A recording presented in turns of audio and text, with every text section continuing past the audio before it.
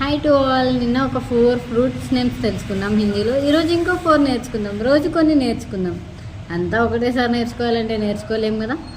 So ఈరోజు వచ్చేసి ఇంకో 4 ఫ్రూట్స్ నేమ్స్.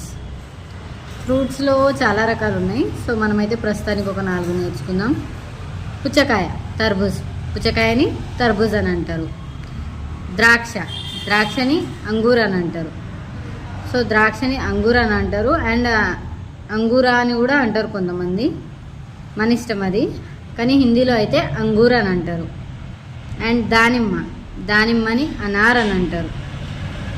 మనకు హిందీ లెసన్స్లో కూడా చాలాసార్లు అనార్ అని వచ్చి ఉంటుంది. మీకు ఐడియా ఉందా?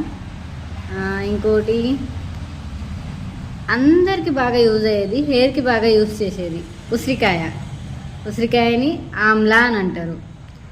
చాలా యాడ్స్లో చూసి ఉంటారులేండి, ఆమ్లా షికాకాయ అని. అట్లనే సో